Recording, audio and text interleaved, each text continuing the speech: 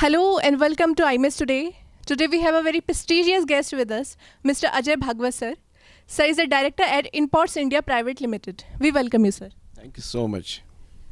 Sir, what is the significance of outcome-based education according to you? See, outcome-based education is a philosophy that is widely being accepted as a tool for improving the quality of education in all domains of education or the disciplines of education. So it's applicable widely and has been accepted by globally by many institutions. So essentially, it brings in a change in the way a teaching process is aligned to what the student should finally achieve by the end of their undergraduate or post-graduation programs. And once that is defined at the top level, then it drives how the curriculum should be designed, looking at those outcomes the student should achieve by the end of the graduation programs, for example. And then it gives a very clear guideline to the education administrators and also the faculty members in regards to how they should plan their teaching and also the assessments, so that the students are able to achieve those learning outcomes. That is the first part of it. And progressively then, once this the teaching and the learning is monitored by using the practices, the best practices of implementing the outcomes-based education, it starts offering rich data that directly gives a lot of insight into how the students are learning. Are there any strengths that you are observing? Are there any weaknesses that you are observing?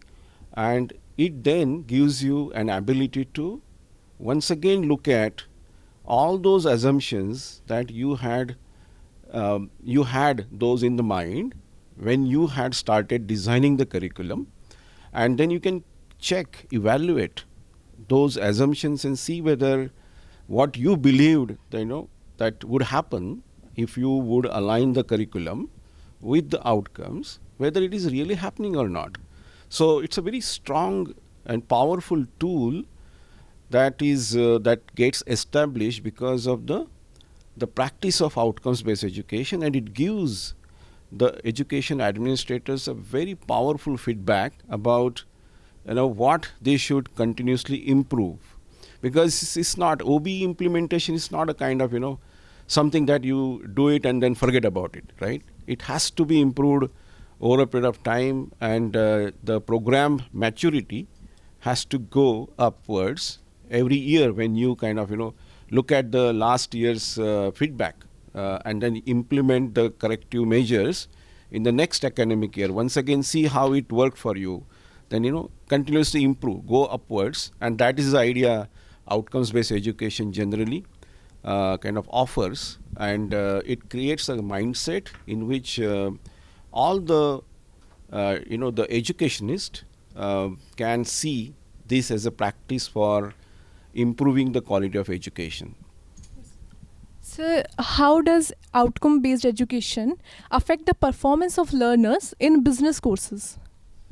If I would have to answer your question by keeping the students of business courses, I wouldn't think that this is anything different to the business students alone. This philosophy of outcomes-based education is generally applicable to all the disciplines of education, and hence, but if I have to still fine-tune my response to for the students of business, then I would say that generally the students of business would have to think about many models and the principles and theories, and also they have to look at many case studies which are written by looking at the real world problems and the situations, right? in the industries where the students of business are going to go and work in the future, right? So the outcomes-based education brings a little difference in the way these case studies or these models have to be applied by them in the during their learning process. So since in my previous response to your question, I had mentioned something related to alignment of the curriculum with the outcomes, right? So if the students know that certain case studies or certain models have to be applied by me to let's say a level of analysis, or certain case studies have to be analyzed or applied to the level of let's say evaluation. These are the kind of stages in the their cognitive process. Then students also know that I don't have to just remember and understand this particular model, but it is also essential for me to apply that to some real world situation, right? So, but let's say if the student is learning 50 different models and are getting exposed to 100 different case studies, out of those, which ones are more important for me to spend time on, apply and take it to the level of analysis? So if the student is getting confused with that kind of orientation, then at least the OB can give them very clear path of which one of these should be taken to what level of their cognitive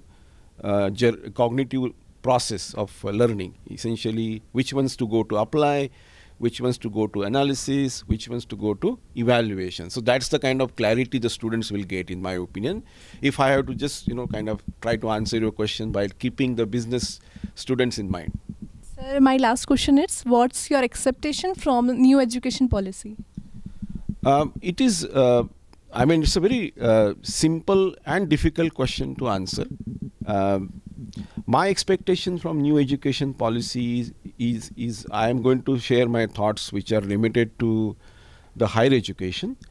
But generally, one of the things that I often observe is that the teachers in higher education or the education administrators in the higher education say that all those quality, the expectations of the regulatory bodies from the higher education in regards with improving the quality of the education is possible to be achieved if the same rigor and the expectation is set for the students in primary and the secondary stages. Because unless and until those two areas are also kept in hand with the higher education and the similar expectations are kind of created, then the students entering in the higher education are also will carry that kind of mindset when they enter, right? Certain kind of learnings are ensured because of the expectations at the primary and the secondary education. In my opinion, National Education Policy has very clearly and very nicely created this alignment of primary, secondary and higher education. So I hope that this complaint of the teachers in higher education is getting addressed because of the National Education Policy. Thank you so much, sir, for your precious time. I, Moksha Tyagi, with camera person Sonal Satsangi, signing off.